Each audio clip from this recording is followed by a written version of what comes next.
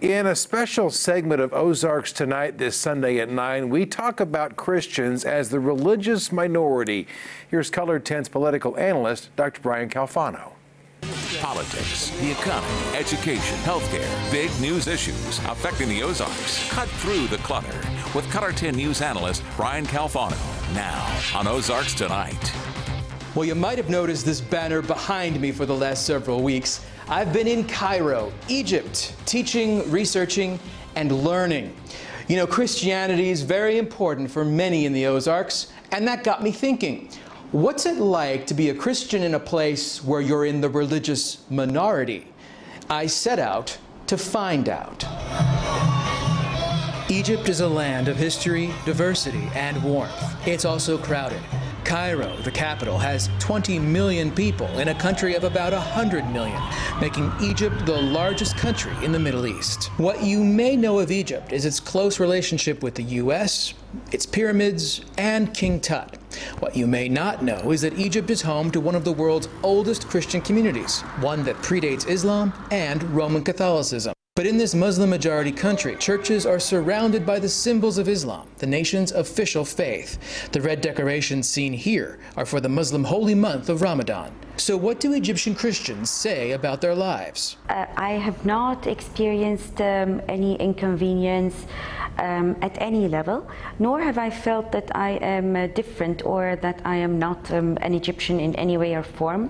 Dina Tuta is an Orthodox Christian who says her closest childhood friends are Muslim. Then we've lived together, shared all our years and secrets and happiness and sadness. Indeed, childhood experiences are important in Egypt. Some 40% of the country's population are kids. Here in Cairo's residential areas, Christian and Muslim children play together every day, with pickup games of soccer being a popular option. But as a kid, Neder Iskander wasn't a big fan of soccer. And this isn't the only thing that separates Neder from his Muslim friends. Yes, I might be like the unique person who's like the only Christian, and especially right now we're having Ramadan and I'm the only person who's like drinking and eating. How Muslim and Christian children get along is a key question. Do they sense the difference in religion between them? We identify ourselves as Egyptians, not as Christians or Muslims. Neder isn't as positive. You're in a cab and, for example, he starts putting like the Quran and you ask him to put it down, he will like look at you in a very different way. It's like, and you don't like it? Are you saying that this is not right? Constitutionally, Egypt puts religious minorities and the Muslim majority on equal footing. Dr. Rasha El-Biri is an expert on Middle East politics. I tend to believe that the rights and liberties part of the Constitution are just perfect.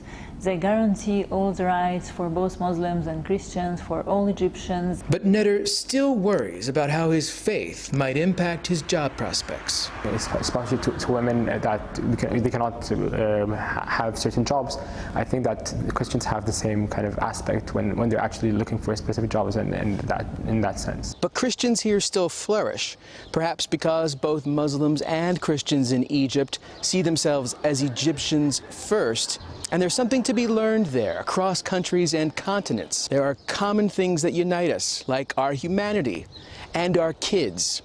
These are themes that President John F. Kennedy spoke of 55 years ago today in his most famous speech on peace at the American University in Washington, D.C.